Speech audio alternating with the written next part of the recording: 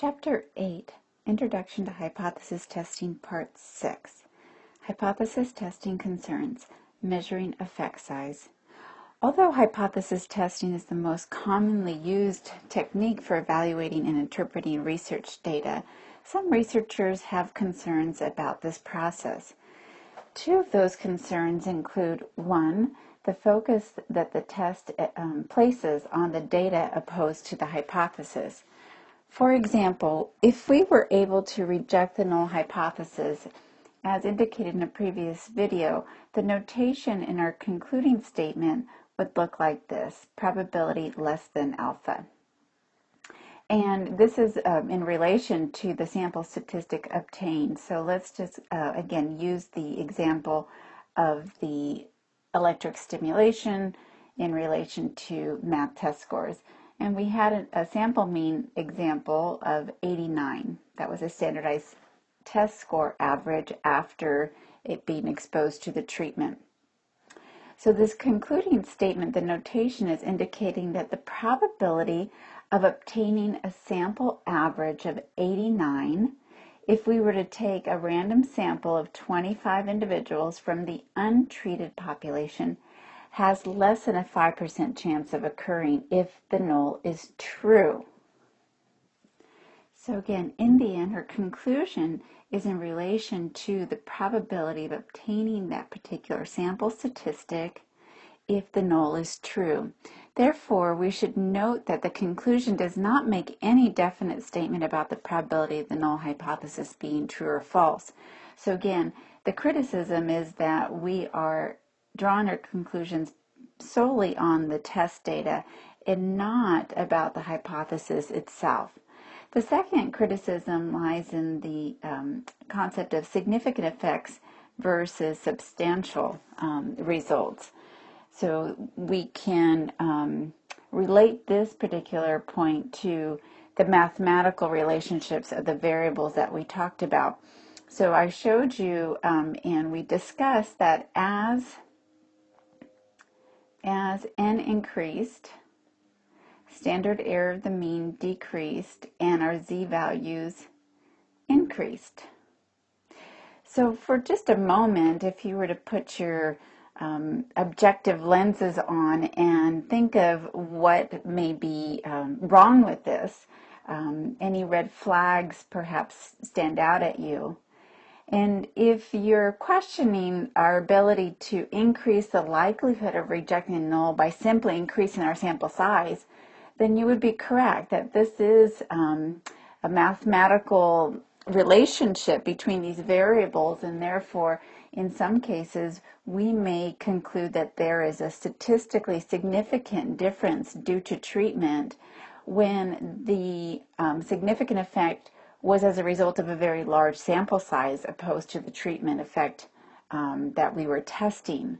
So again, we saw that mathematically these values are all related, and as we move or increase one or decrease one, that has an impact on our z-statistic or test statistic and the likelihood of rejecting the null hypothesis.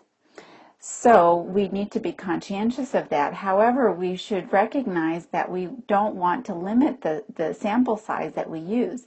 Researchers want to use large samples, and the reason for that is the larger the sample, the more representation we have of the population.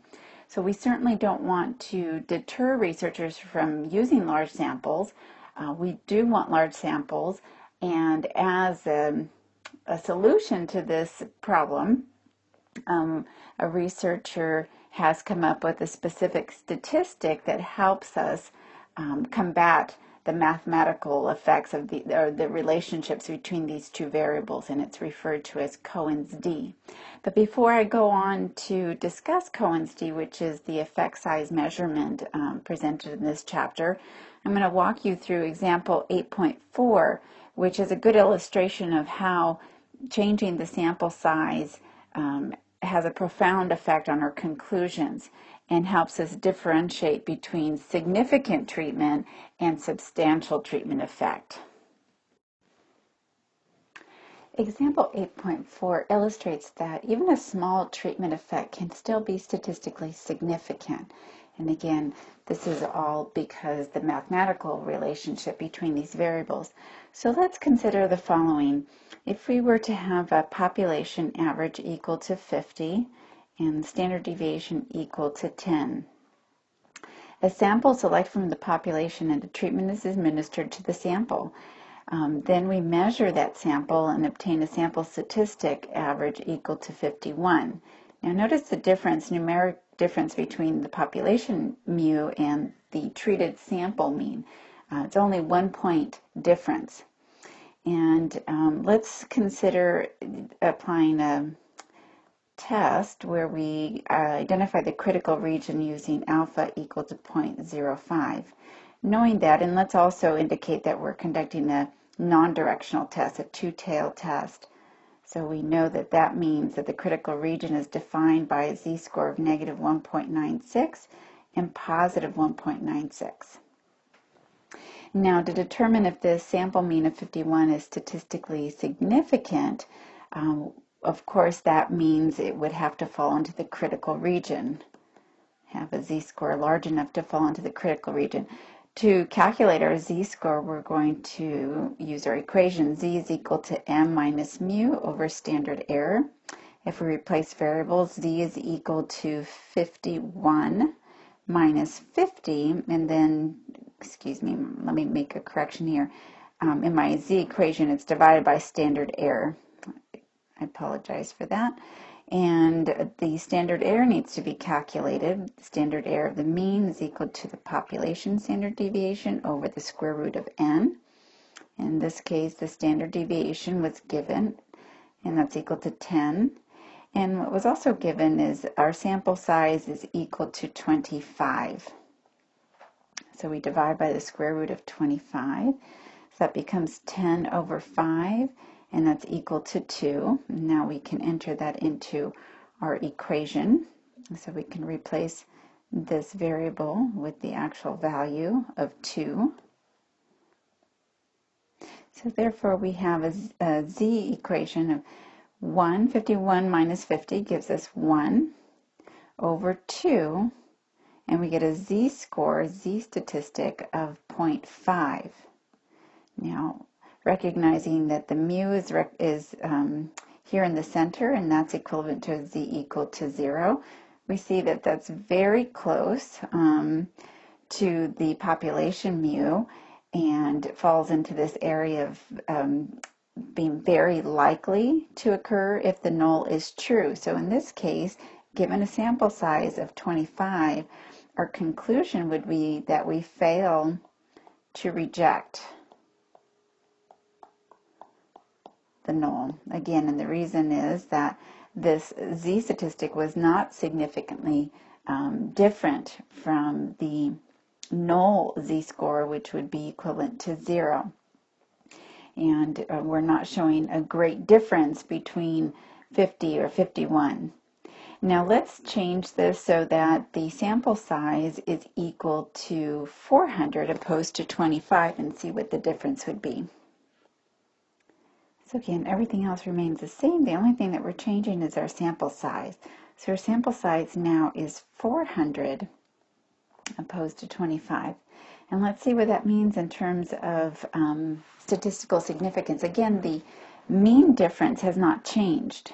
And that is our emphasis. I shouldn't say it should be, that is our emphasis. We are interested in the difference between the sample mean and the population mean, because that's how we are trying to assess the effects of the treatment.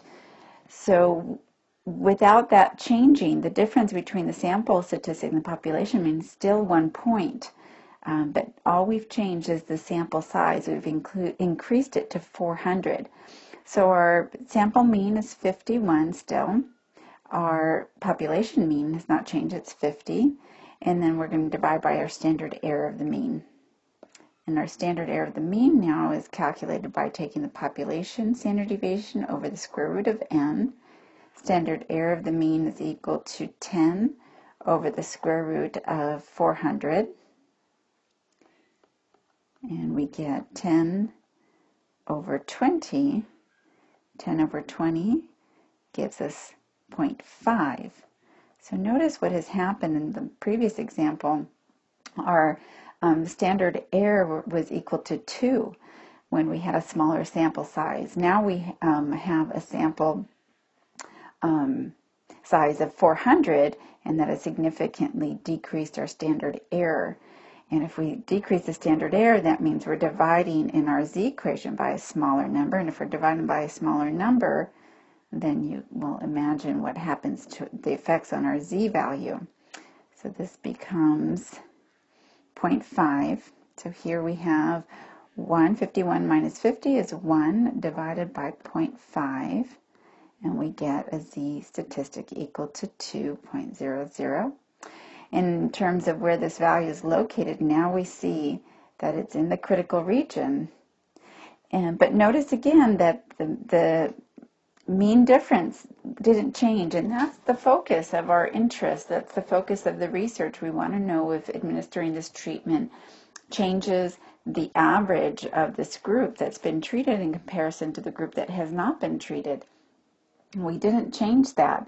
So in one example, that difference of 1 point produced insignificant results, and in this case it produced statistically significant. So again, that was as a result of simply changing the sample size. And I want to reiterate that we don't want to discourage researchers from using large samples. We want large samples to be used. So in short, what this shows us is that if the sample size is large enough, any treatment effect, no matter how small, can be large enough to reject the null hypothesis, which should give us pause. But don't fret, we have a solution, and that solution is calculating the effect size statistic. And in this chapter, that effect size is referred to as Cohens D, which I'll describe and go through with you next in how to calculate and also to interpret. So to review, and as we just saw in the previous example, we note that as sample size increases, standard error decreases, and z-scores increase, which give us greater probability of rejecting the null hypothesis. In order to eliminate the effects of large sample sizes producing significant results, Cohens D measures effect size simply and directly in a standardized way. So standardized meaning that it omits the influences of sample size. So if we take that out of the equation, then the end results are focused on the difference between m and mu, because that's our focus, that's our interest. Did the sample that was treated differ significantly from the untreated population? And again, we know that our z-value is influenced by n because of its effects on standard error. So we're going to omit that and standardize this effect size measurement as a way of deducting those influences. So our equation for Cohens D is as follows. We take the mean difference and divide by the standard deviation of the original population.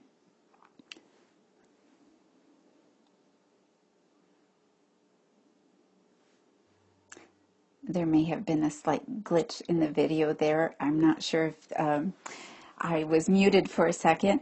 Nonetheless, here's our equation for calculating Cohens D, which is referred to as the measure of effect size. We take the mean difference over the standard deviation, and it's the standard deviation of the population, the untreated population. Now this value over here may be confusing here where it says mu treatment, because we haven't probably focused on that or discussed it, but I have presented it in a previous video. Essentially, we are hypothesizing about the treated population, but we don't have access to that treated population. We use M as a representation.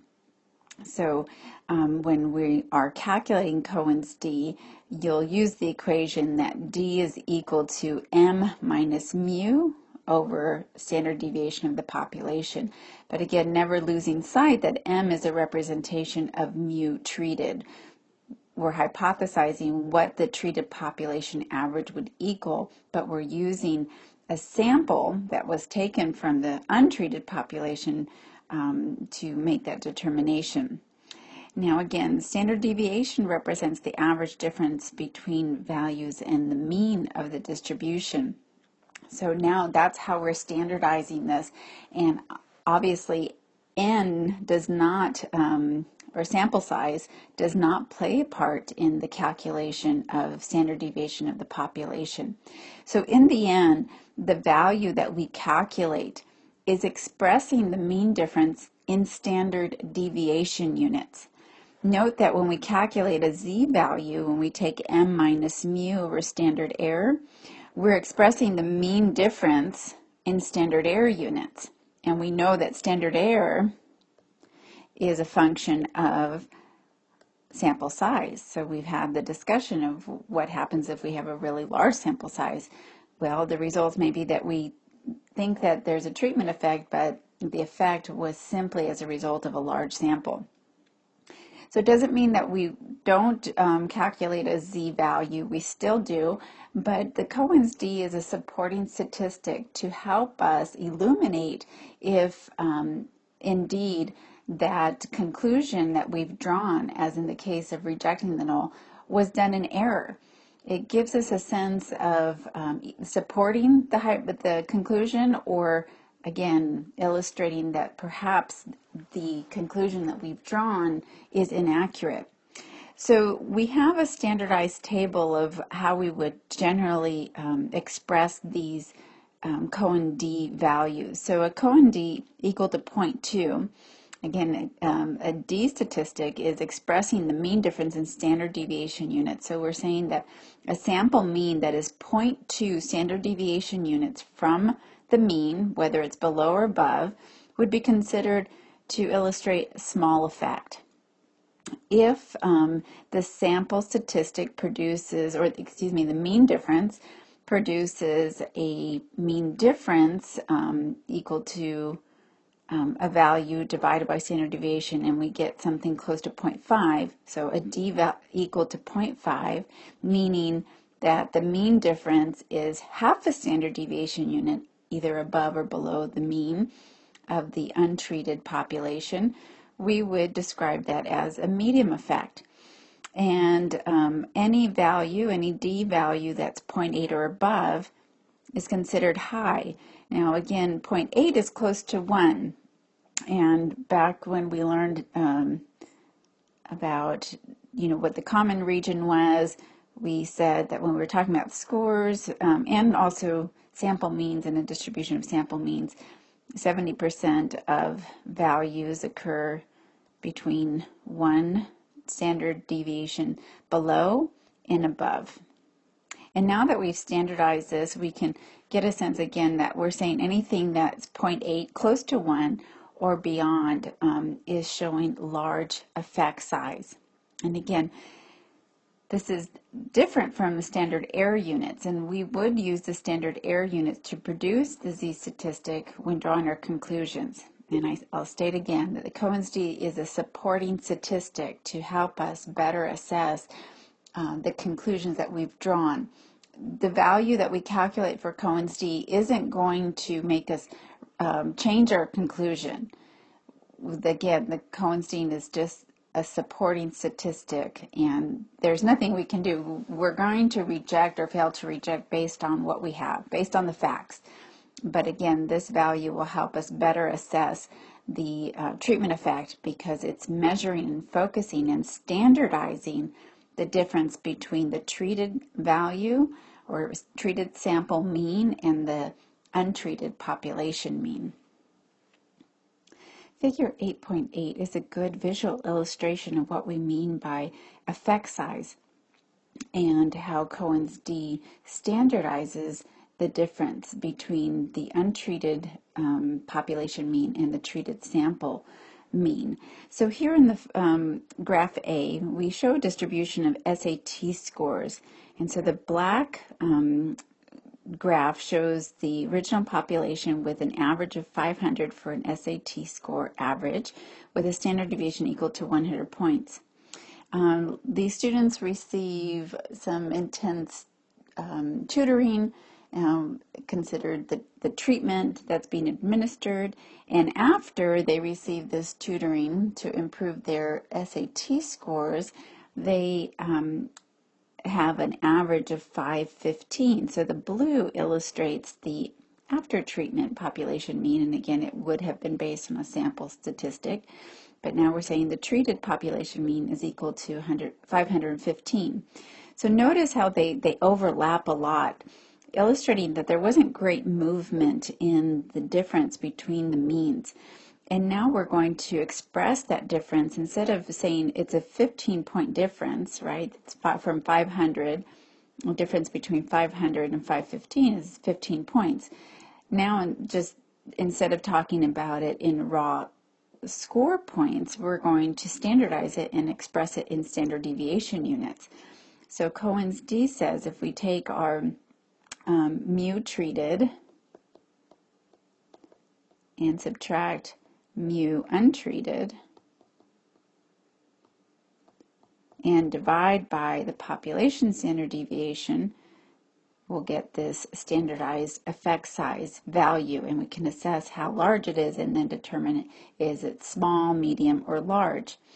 And so we have the 515 minus 500, and that's divided by 100. So we have 15 divided by 100. 15 divided by 100 gives us 0.15. And now what we're saying is that the treatment moved the distribution by 0.15 standard deviation units. And again, that's not a very significant movement. It's not illustrating great difference between the untreated and treated population means. And again, going back to our table, 0.2 is considered small, so this value is considered less than what we would consider small, so it's showing very little effect, that the treatment was showing very little effect once we standardized this mean difference using Cohens D. Now the second distribution shows a distribution of IQ scores, and the original untreated population average IQ is equal to 100 with the standard deviation equal to 15. And then a sample of individuals are exposed to some type of treatment that presumably increases IQ, and after treatment the treated population mean is equal to 115 with the standard deviation equal to 15. Again, notice the standard deviations are equal. We talked about that when we discussed the assumptions, that if the treatment is effective, we're adding a constant or subtracting a constant, the variability doesn't change and the shape of the distribution doesn't change. So that's why we would see that those two values are equal to one another. So if we want to calculate this or express this difference between the untreated and treated population means in a standardized measurement, we can calculate Cohens D. Again, it's the the treated mu, which is in this case 115, minus the untreated mu, which is equal to 100, divided by the standard deviation is equal to 15. So we have 115 minus 100 leaves us 15, divide by 15, and now we have a D equal to 1. And what we're saying now is once the sample that's representative of the treated population, once the sample received treatment, the average shifted one whole standard deviation unit. Now notice how they are now more spread apart from each other, illustrating that there is a greater mean difference. And again, that's our focus. Is the mean changing with treatment? And so visually we see that these distributions are more pulled apart than in the first illustration where they were very much so still overlapping. And so now we say that the shift of one standard deviation unit, again going back to that idea of common values are within one standard deviation unit, anything outside of that starts to become less likely. Here we're seeing that it shifted one whole standard deviation unit over, and consequently anything above 0.8 is considered a very large effect. So hopefully you can see that with this statistic, in the absence of sample size, we can really focus on the difference between the untreated and treated population means to really assess whether or not there is a treatment effect. And we'll end this section with a learning check. We'll decide if these following statements are true or false. First one, increasing the sample size will also increase effect size. Well, we just discussed how effect size, in particular Cohens D, has nothing to do with sample size. So they're not related. We can change sample size all we want. Cohens D was developed to omit the effects of sample size. So we would conclude that this statement is false, that the sample size is not part of our Cohens D or effect size equation. It's just simply taking our mean difference and dividing by standard deviation. And that's different from computing our Z statistic, which is influenced by sample size. Next statement, larger differences between the sample and population mean increase effect size. So again, our D is equal to M minus mu divided by standard deviation. And so we're saying larger difference between sample and population mean, the mean difference. As that increases, the effect size increases. And that is true. And again, that's the emphasis of what we're trying to do, or what we're trying to demonstrate, a difference between these values, the sample being representative of the treated population, and then we have our untreated population mu, the untreated population average. So this statement is true, right? Because the numerator is what we are referring to. As that gets larger, the Cohens D value would also increase.